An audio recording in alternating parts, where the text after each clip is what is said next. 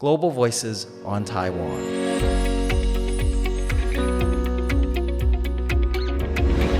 Hi, everyone. Welcome to Global Voices on Taiwan.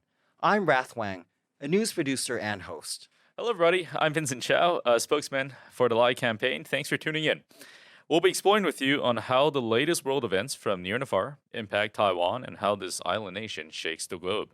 This is a new podcast show aimed at bringing new global perspectives on Taiwan to see Taiwan as the world sees Taiwan, and at the same time, to bring Taiwan closer to the international community. Now, we'll be looking to invite a number of international journalists, experts, and policymakers in future episodes to talk about Taiwan and to share their thoughts on current events we see here.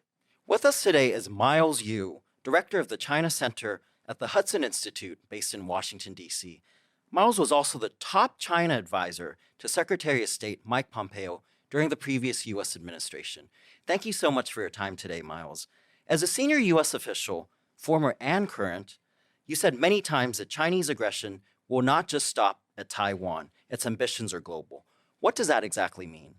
Well, intrinsic to China's claim over Taiwan is not just a historical reason, but also it's a logic of aggression, and which is not just about Taiwan, it's about half a dozen other countries along its borders. So that's why Taiwan is just the first link of a long chain of aggression.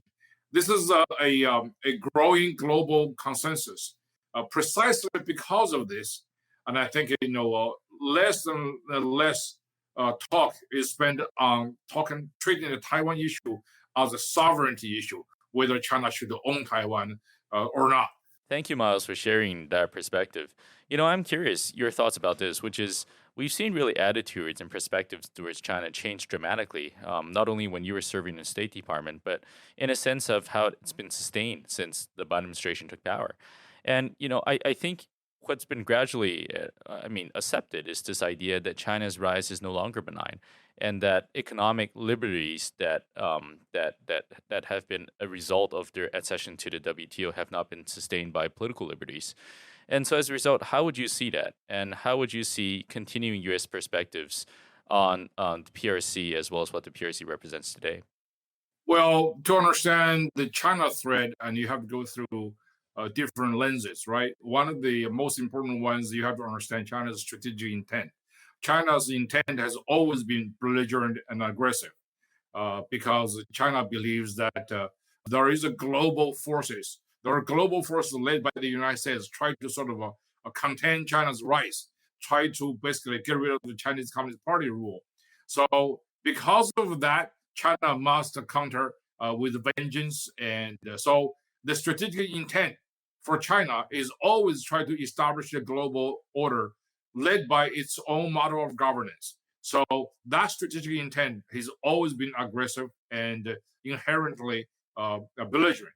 So the question then is whether China can do that. So which brings us to another lens, that is capabilities. So for several decades, China said, well, our capabilities are not there yet to realize our strategic objective and end game. So what we're doing is, as Deng Xiaoping said, 韬光养晦. Okay, so hide our strength and bite for our time. So that's why after several decades, they enjoy the international free trade system, enrich itself and empower itself economically, militarily, and institutionally. So now the difference for the last 10 years, China says, well, we no longer need to hide or to bite for our time anymore because we are now capable of doing what we want to do and to fully fulfill our strategic intention. So that's why the globe now is in great danger of this very inherently aggressive regime with the increasingly capable abilities to carry out what it's basically in the blueprint tells the regime to do. That is basically to establish the global order of its own liking. And the first step, obviously, is to achieve a few military victories by basically subjugating many of its neighbors.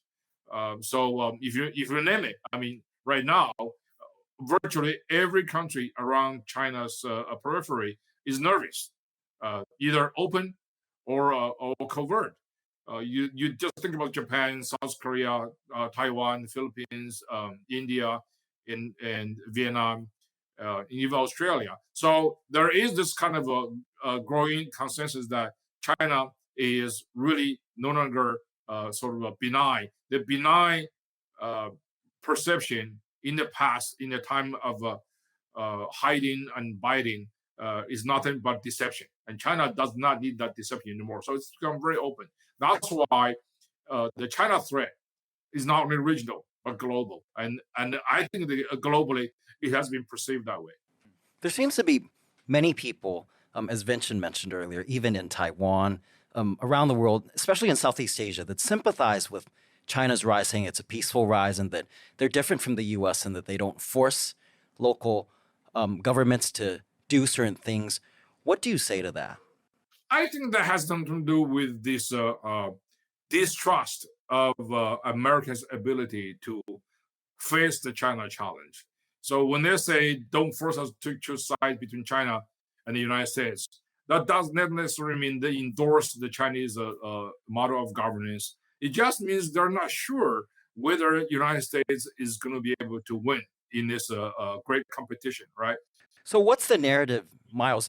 That's why it's very important for the United States to have self-governance, to build our capability to counter China's aggression. And that would involve a methodic regrouping of our friends and allies in the world, and to have a sharper focus and to retool our national defense and the intelligence establishment to basically face the China challenge altogether. So only then can we gain total trust of our friends and allies, so that they will not hedge anymore. Well, Miles, thank you for that. And you're talking about many of the policy that you worked on when you were at the State Department, and I think this has been one of the few policies in the United States of broad bipartisan support here vis-a-vis China and competition there. I'm curious your thoughts about what Taiwan should be doing a little bit more of. And we've seen recently actions that have been taken to enhance their security. We've seen the reintroduction of a one-year conscription. We've seen the shift towards asymmetric. We've seen a newfound emphasis on economic security, particularly in terms of building a closer trade linkage with the United States. I mean, aside from many of the things that we're seeing taking place now, I mean, what would your thoughts be, Miles, outside from U.S. perspective, but on how Taiwan could ready ourselves to ensure that we can maintain peace and stability here, rather than to be a victim of CCP coercion?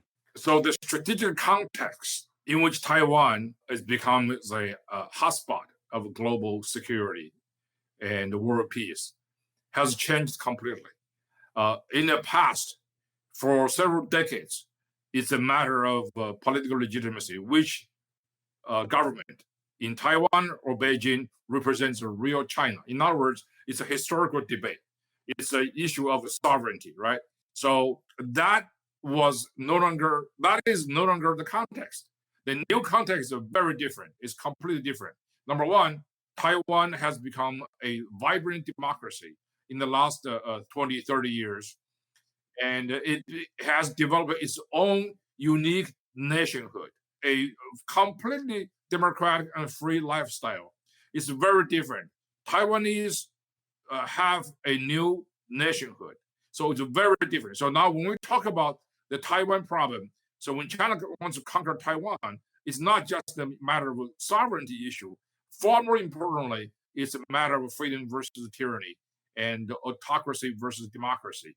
That's why the globe, the world, look at the Taiwan issue in an entirely different context. Certainly the United States looks at it that way.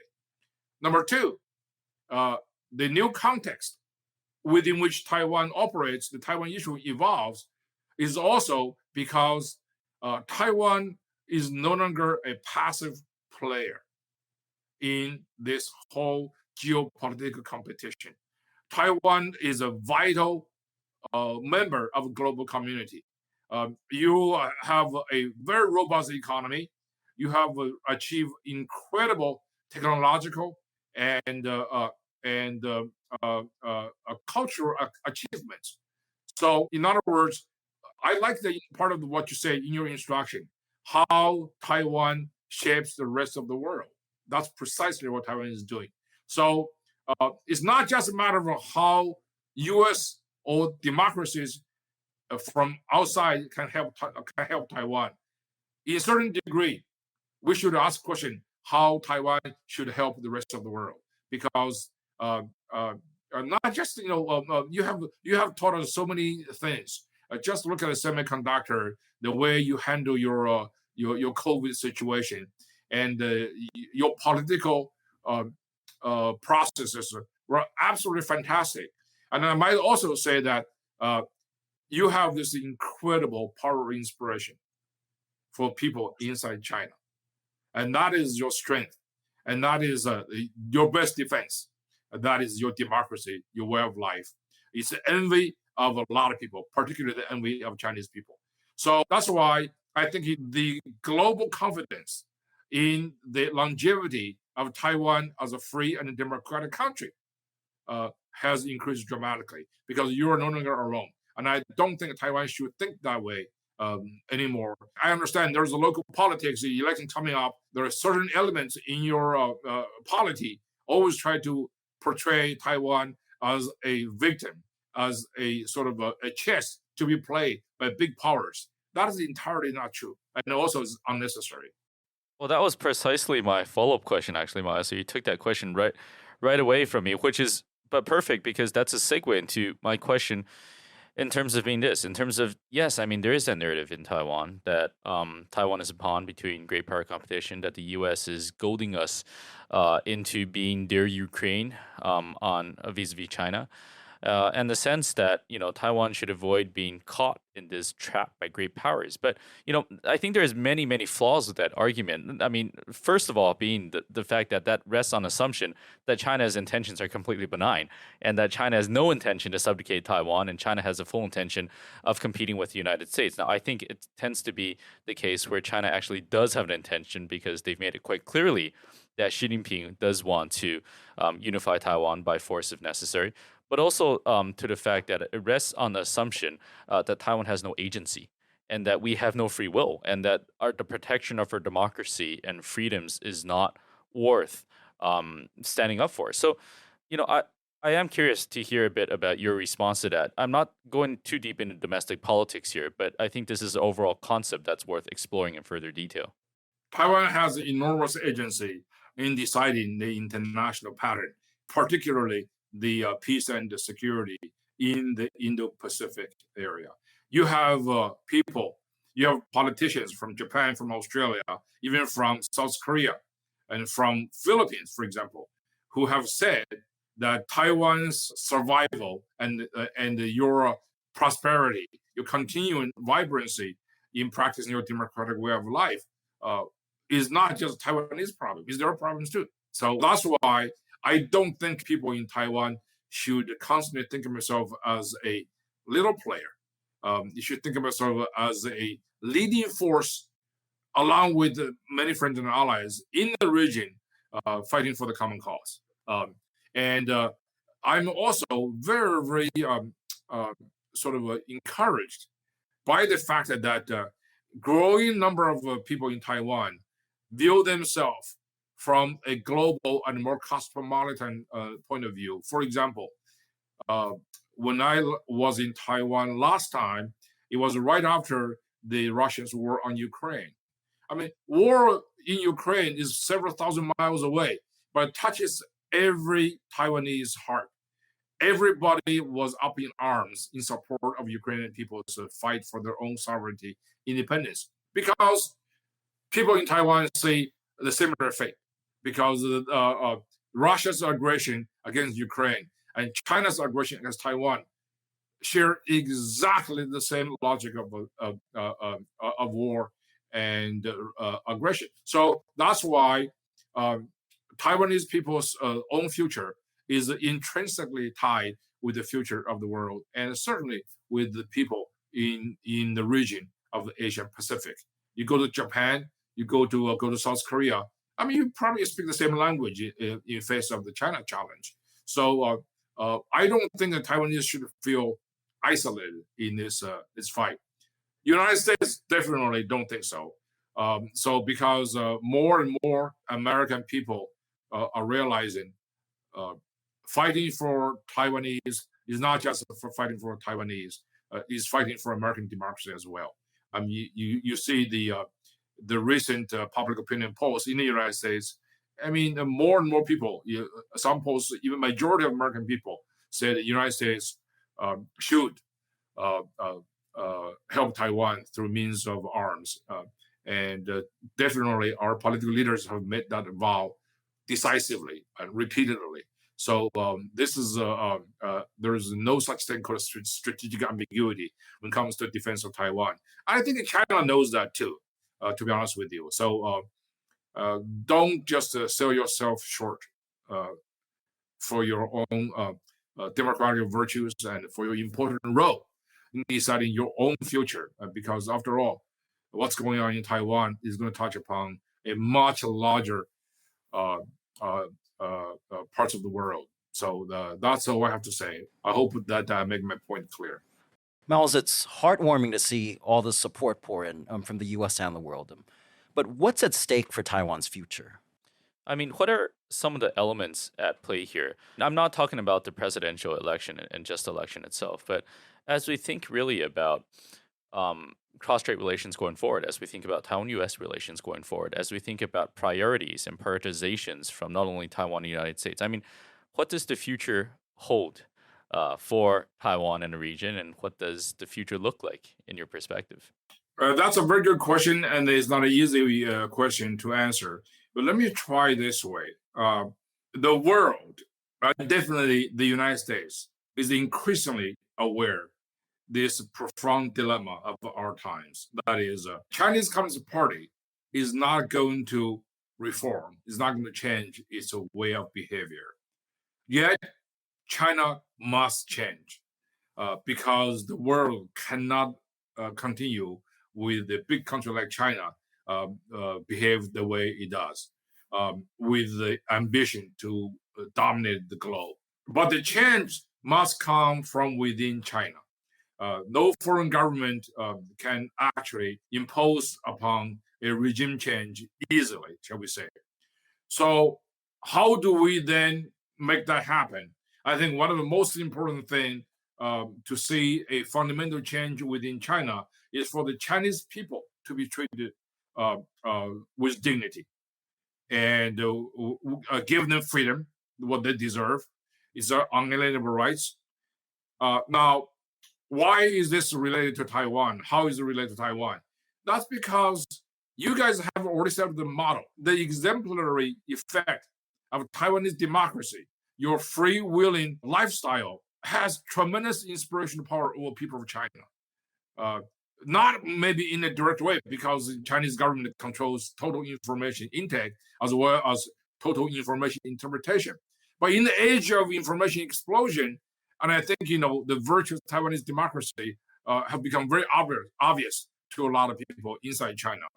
TV shows, your music talents, your arts exhibition, all those things combine and make a lot of people more and more aware that there is a better future for themselves. And they have seen Taiwanese have done it. And Taiwanese share the same cultural, ethnic, and linguistic heritage.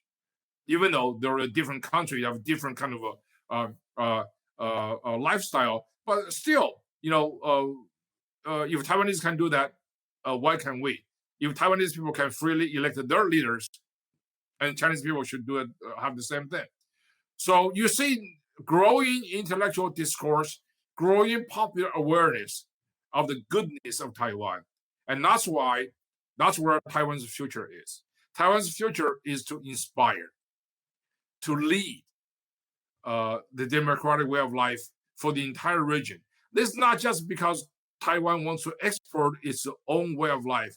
It is for Taiwan's self-defense also, because unless Chinese government changes, Taiwan would have no peace. So that's why I think Taiwanese should have their own, what the Chinese Communist government said, 制度自信, the institutional confidence, right? So you should have confidence in yourself, in your own system. So that's why I think Taiwan is very important, and that's the future of Taiwan, and also that's the future of China and the future of East Asia in the larger context. Well, that's very aspirational, Miles. Certainly, we share those aspirational sentiments. We do believe that our democratic values are what define us and what makes Taiwan worth defending, not only in our domestic context, but internationally as well. I'm so grateful for your time joining us from Washington, D.C. for our inaugural podcast show. You've been a very, very good friend of ours, not only when you were serving in the U.S. administration, but also we're extremely grateful for all the outreach that you've done since leaving government over at Hudson as well, and all the research you've done into the cross-strait situation. So we're extremely grateful for your time. Thank you so much, Miles. Thank you, Miles. Well, thank you, Vincent. Thank you, Rath, for giving me this opportunity to share my thoughts with you.